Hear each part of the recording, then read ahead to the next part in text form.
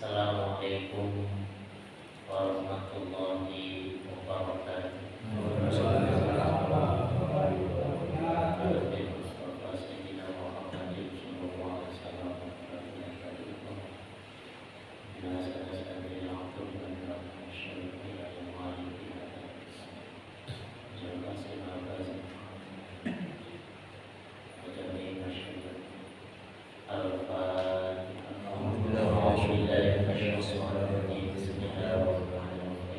Alhamdulillahirabbil alamin arrahmanir rahim maliki yaumiddin iyyaka na'budu wa iyyaka nasta'in ihdinas siratal mustaqim siratal ladzina an'amta 'alaihim.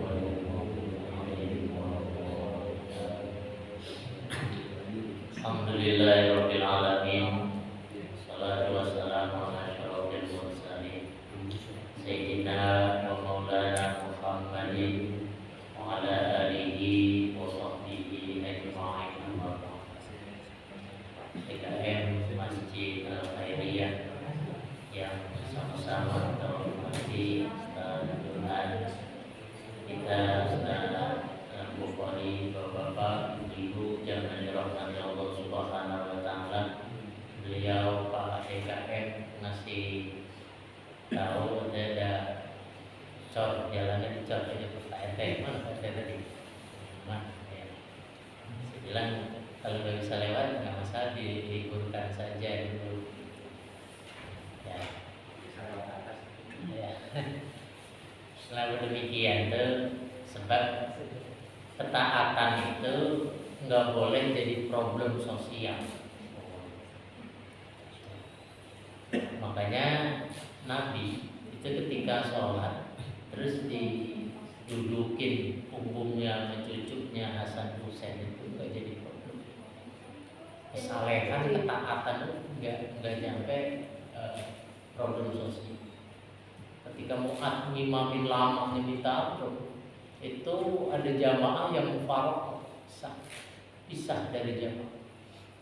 Akhirnya Mu'ad marah. Setelah Mu'ad marah itu sama Nabi, afatanun laka Mu'ad. Kata Nabi, tukang fitnah kamu, tukang memfitnah, bahasa kasar. Ketika itu kata Mu'ad, kenapa jamaah itu mau yang begini terus dia malah. Kata Rasul membela itu orang, kamunya aja bacanya surah panjang, surah panjang. Jadi sama seperti kayak tadi. Kita melanjutkan materi tentang sunnah wudu. Kemarin sudah membahas fardunya wudu, sekarang sunnah-sunnah. Bismillahirrahmanirrahim. Wa sunanuhu asyrata asya'. Sunnah-sunnahnya wudu itu ada 10. Mudah-mudahan waktunya cukup buat jelasin 10 ini. Karena di sini kalau babnya itu segitu, nggak ditunda-tunda. Jadi langsung. Saya kalau misalnya sepotong, besok ada lagi dapat terus potong. Ingat satu gitu mas. Kemarin lu cuma 6 cuma 3. 3-nya deh kagak ada di dalam. Dapat cuma sepotong. Udah lengkapin semua. Ada 10. Yang pertama adalah at-tasmiyah, baca bismillah. Orang kalau mau wudu baca bismillah di awal wudu. Ya, ketika mau wudu minimal tuh bismillah gitu. Kalau mau yang sempurna amal itu bismillahirrahmanirrahim.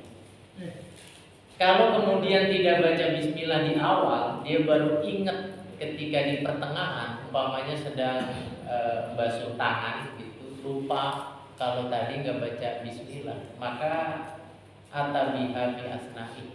Dia harus baca bismillah di tengah-tengah wudu. Ada yang mengajarkan bismillah awalahu wa akhirahu. Bismillah awalahu wa akhirahu. Gitu. Kalau nggak baca bismillah di awal. Sebab apa kebaikan itu kalau nggak dimulai dengan basmalah terlebih dahulu itu atau tol barokah, putus keberkahan. Itu pertama, baca bismillah. Yang kedua adalah wa ghuslul kafaini, membasuh dua telapak tangan sampai ini pergelangan tangan. Jadi setelah baca bismillah terus basuh telapak tangan. Kemudian yang ketiga adalah wal madmadah, berkumur. Setelah kita basuh telapak tangan kemudian berkumur. Kesunahan ini bisa kita gapai, kita dapatkan dengan memasukkan air ke mulut, baik itu nanti diputerin gitu ataupun tidak, atau dilepeh ataupun tidak, tapi yang bagus itu dibuang, dilepeh gitu. Kemudian wal mubalaghah matlubah fil madmadah wal istinsyaq. Penekanan di dalam madmadah, berkumur dan istinsyaq. Kemudian yang ketiga, lewat kelopak, itu adalah istinsyaq. Istinsyaq itu masukin air ke hidung. Setelah berkumur memasukkan air ke hidung. Dan itu penekanannya kalau mubalaghah di berkumur dan istinsyaq, memasukkan air ke hidung, itu sangat ditekan, dianjurkan. Hanya orang kalau bangun tidur itu yang bagus begitu. Terus sampai ya agak sakit kalau belum biasa. Kemudian ketika mengumpulkan antara berkumur dan istinsyaq, masukkan air ke hidung dengan tiga kali ambil air, dia berkumur istinsyaq sekaligus di situ, itu lebih bagus daripada dipisah. Jadi umpama begini, ambil air, terus berkumur, terus langsung begitu, satu.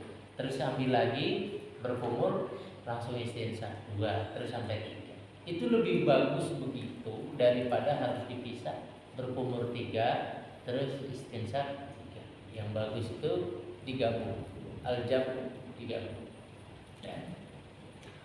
Kemudian yang berikutnya adalah wa mashu jami'ir ra'si, ngusap semua kepala. Kalau kemarin ba'du sya'ri ra'si, sebagian daripada kepala, itu hukumnya wajib. Ya, kalau yang wajib itu sebagian kepala. Akan tapi kalau keseluruhannya dibasuh itu sunnah. Nah, kalau perempuan kadang-kadang yang jadi problem pakai kerudung begitu yang agak rapat, apakah boleh dengan air ditaruh gitu di kerudungnya? Kalau air tembus nggak masalah. Kalau air tembus ke situ nggak masalah. Ya, jadi nggak masalah.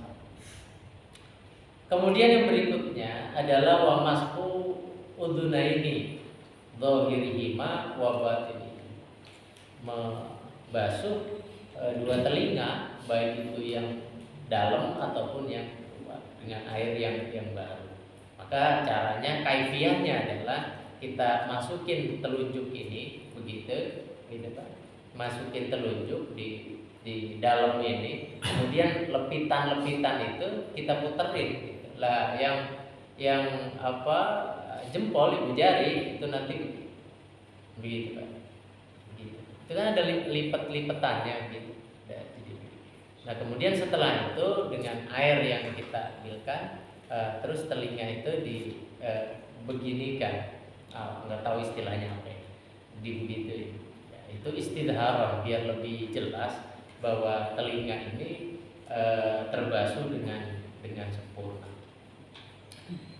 Kemudian sunnah yang berikutnya adalah wa tahlilul lihiyah al-katifah, menyela-nyelai jenggot yang tebal.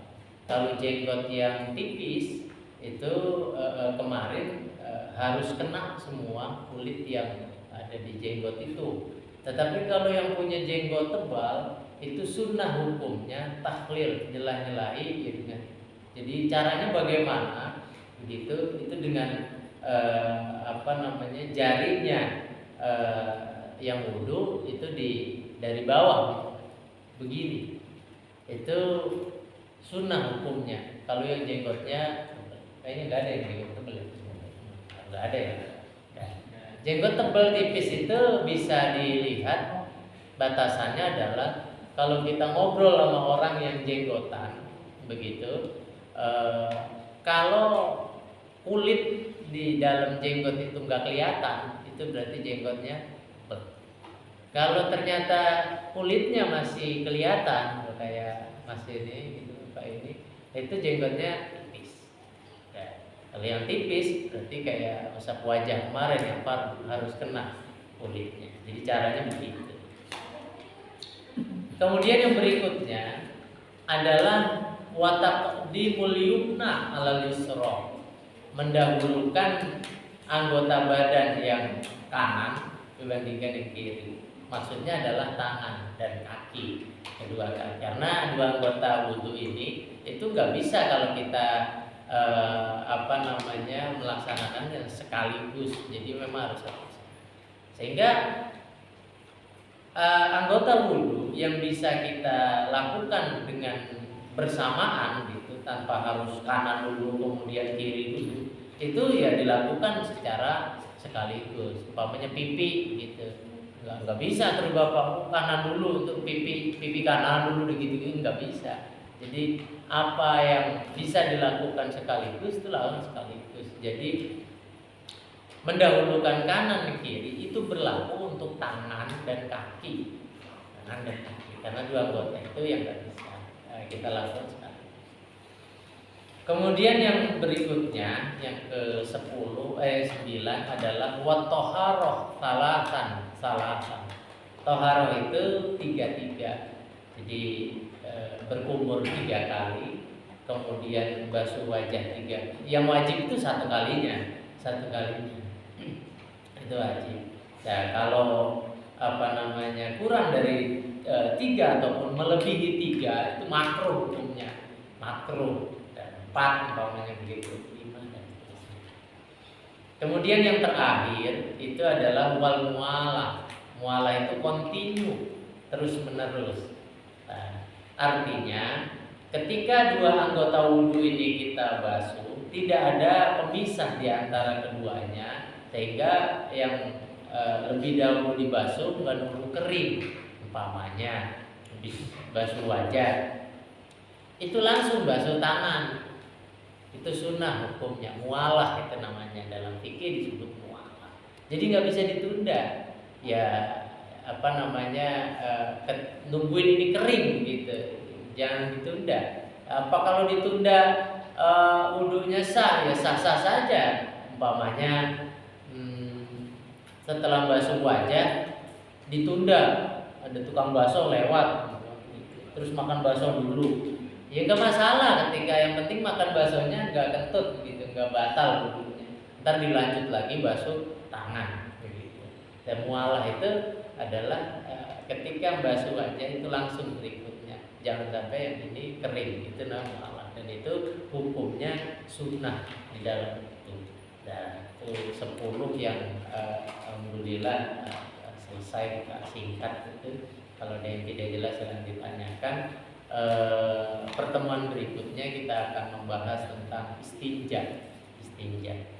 Allah a'lam bishawab. Assalamualaikum warahmatullahi wabarakatuh.